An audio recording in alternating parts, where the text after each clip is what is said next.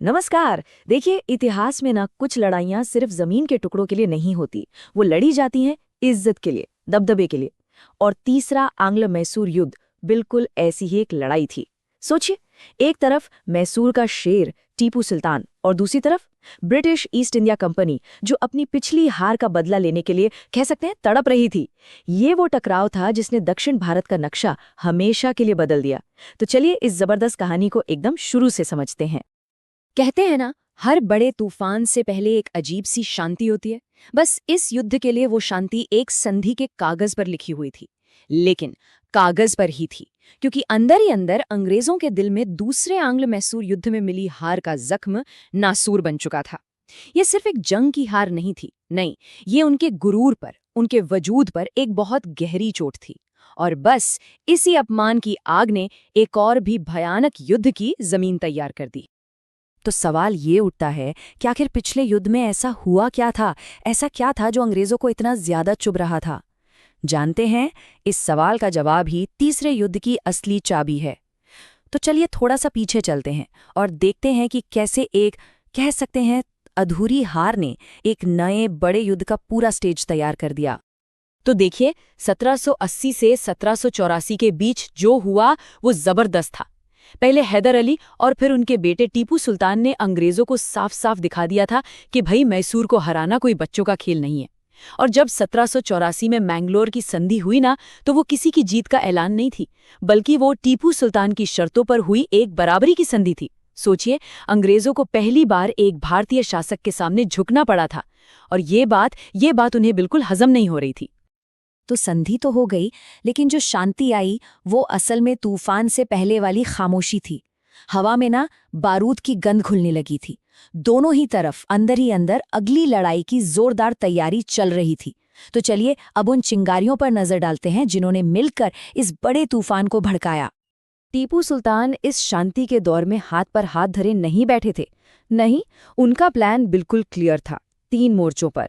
पहला, उन्होंने अपनी सेना को एकदम यूरोपियन स्टाइल में मॉडर्न और डिसिप्लिन बनाया। दूसरा, उन्होंने अंग्रेजों के सबसे बड़े दुश्मन यानी फ्रांसीसियों से अपनी दोस्ती और पक्की कर ली। और तीसरा, और ये सबसे अहम था, उन्होंने सीधे सीधे ब्रिटिश व्यापारिक हितों को चुनौती देना शुरू कर दिया। अब ये ईस्ट इंडिया कंपनी के लिए एक खुली चुनौती थी, जिसे वो भला कैसे नजरअंदाज कर सकते थे। और फिर 1789 में टीपू ने वो कदम उठाया जिसने अंग्रेजों को मानो बैठे बिठाए एक मौका दे दिया। उन्होंने हमला कर दिया त्रावणकोर पर, जो उस वक्त ब्रिटिश संरक्षण में था। अब रणनीतिक रूप से देखें तो ये एक बहुत बड़ी गलती थी। अंग्रेजों के लिए ये दोस्ती पर हमला नहीं था, नहीं, ये युद्ध छेड़ने का एक सुनहरा परफेक्ट बहाना था। अब गवर्नर जनरल लॉर्ड कॉर्नवालिस ये बात अच्छी तरह जानते थे कि टीपू को अकेले हराना बहुत मुश्किल है। तो उन्होंने सीधी सीधी दुश्मन का दुश्मन अपना दोस्त वाली पॉलिसी अपनाई। उन्होंने टीपू के 2 सबसे बड़े पड़ोसियों मराठों और हैदराबाद के निजाम को अपनी तरफ कर लिया। तो अब टीपू को सिर्फ अंग्रेजों से नहीं, बल्कि इन तीनों की एक जबरदस्त मिलीजुली ताकत से लड़ना था। तो स्टेज सेट हो चुका था, दुश्मन एक हो गए थे, और अब बारी थी कॉर्नवालिस के पलटवार की। चलिए सीधे चलते हैं युद्ध के मैदान में और देखते हैं कि अगले 2 साल चले इस घमासान में हुआ क्या। देखिए, 1790 में जब युद्ध शुरू हुआ तो शुरुआत में टीपू का पलड़ा भारी था, वो जबरदस्त टक्कर दे रहे थे। लेकिन 1791 में पूरा खेल ही पलट गया। क्यों? क्योंकि लॉर्ड कॉर्नवालिस ने खुद कमान संभाल ली। अब तीनों की मिली जुली विशाल सेना ने मैसूर की सप्लाई लाइनों को, मतलब रसद के रास्तों को, पूरी तरह से काट दिया। धीरे धीरे, बहुत धीरे धीरे घेरा कसता गया और 1792 आते आते मैसूर का शेर अपनी ही राजधानी श्रीरंगपट्टनम में कैद हो चुका था। अब जंग का आखिरी पन्ना लिखा जाना था। श्रीरंगपट्टनम की घेराबंदी ये सिर्फ एक शहर की घेराबंदी नहीं थी, नहीं, ये टीपू सुल्तान के पूरे साम्राज्य और उनके सम्मान का, कह सकते हैं, आखिरी मोर्चा था। अब सोचिए, शहर की दीवारों के अंदर टीपू सुल्तान के सामने क्या दुविधा रही होगी। उनके पास 2 ही रास्ते थे। एक तरफ थी अपनी आखिरी सांस तक लड़ने की शान, जिसका नतीजा होता पूरे राज्य की पूरी तबाही, और दूसरी तरफ था एक अपमानजनक सरेंडर, जिससे शायद उनकी प्रजा की जान बच जाती। एक राजा के तौर पर उन्होंने अपनी प्रजा को चुना और हार मान ली। लेकिन ये हार सिर्फ जंग के मैदान तक नहीं थी। इस हार के बाद जो संधि हुई उसकी शर्तों ने मैसूर के भविष्य पर एक ऐसा घाव दिया जो शायद तलवार के घाव से भी कहीं ज्यादा गहरा था। तो आखिर इस हार की कीमत क्या थी? टीपू को अपने राज्य का कितना हिस्सा खोना पड़ा? सोचिए, 10%, 20%? नहीं, जवाब चौंकाने वाला है। पूरा 50%। जी हाँ, एक ही झटके में, एक ही संधि से मैसूर का नक्शा आधा हो गया। श्रीरंगपट्टनम की संधि की हर शर्त एक जख्म की तरह थी। आधा राज्य दुश्मनों में बांट दिया गया, ऊपर से युद्ध का भारी भरकम हर्जाना चुकाना पड़ा। लेकिन शायद सबसे दर्दनाक शर्त थी अपने 2 बेटों को दुश्मन के पास बंधक के तौर पर भेजना। ये सिर्फ एक राजा की हार नहीं थी, ये एक पिता की भी हार थी।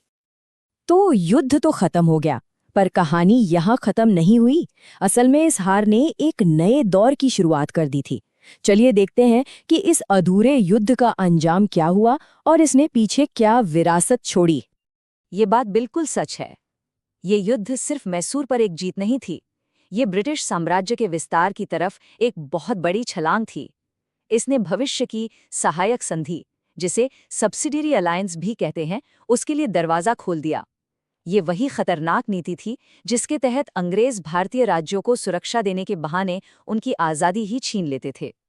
तो कुल मिलाकर नतीजा क्या निकला? पहला, टीपू सुल्तान की ताकत लगभग आधी रह गई। दूसरा, अंग्रेज दक्षिण भारत की सबसे बड़ी पावर बन गए।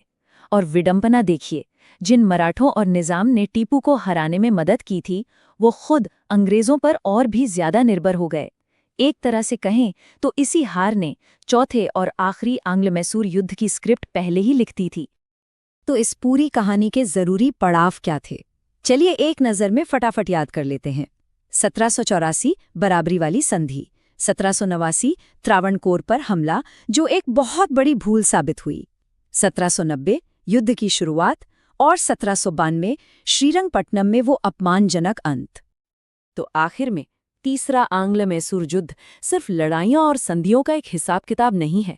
नहीं, ये एक भारतीय शासक के उस जबरदस्त प्रतिरोध की कहानी है जिसने एक ग्लोबल सुपर पावर बन रहे साम्राज्य के सामने घुटने टेकने से इनकार कर दिया था। और ये हमें एक बहुत बड़े सवाल के साथ छोड़ जाता है कि जब एक विशाल साम्राज्य अपनी पूरी ताकत से फैल रहा हो, तो एक अकेला शासक, चाहे वो कितना ही बहादुर क्यों ना हो, आखिर उसे कब तक रोक सकता है? इस पर सोचिएगा जरूर।